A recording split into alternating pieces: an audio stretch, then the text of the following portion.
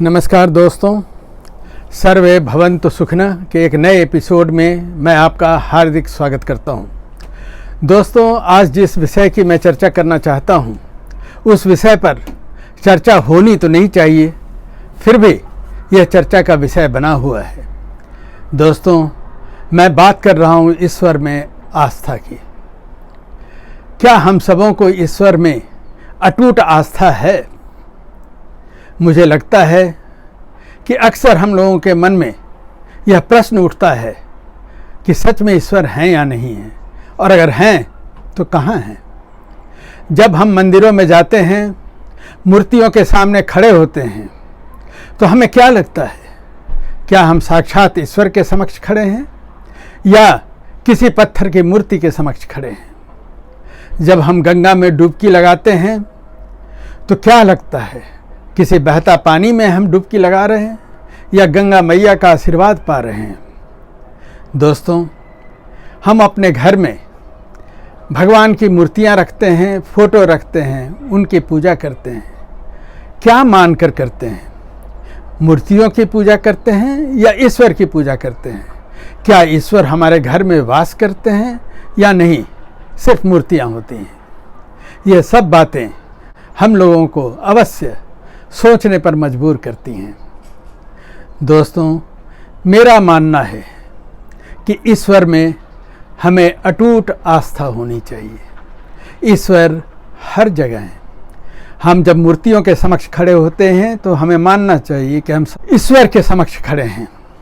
आज मैं एक सच्ची घटना की चर्चा आपसे करना चाहता हूँ।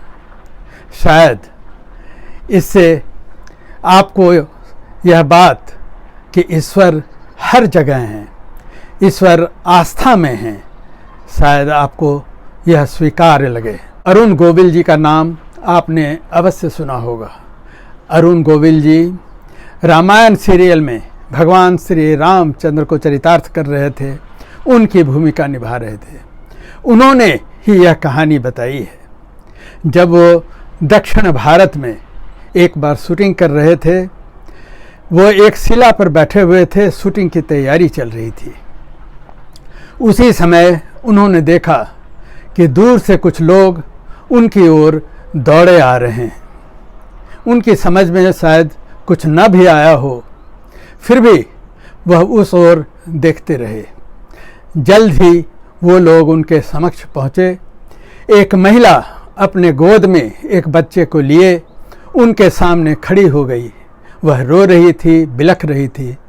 उसने कहा, प्रभु, मैं आपके पास आई हूँ, मेरे बच्चे को सर्प ने डस लिया है।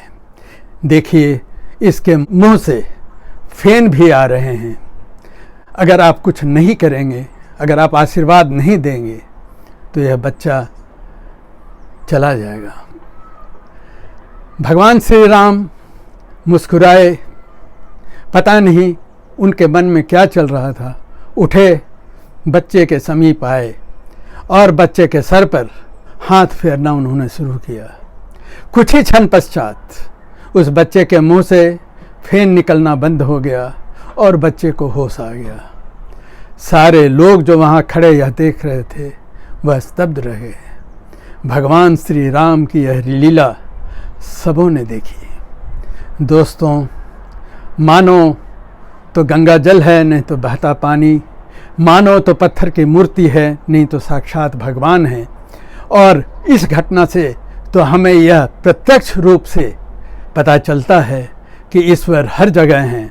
जिनमें भी आपकी आस्था हो, उनमें ईश्वर है।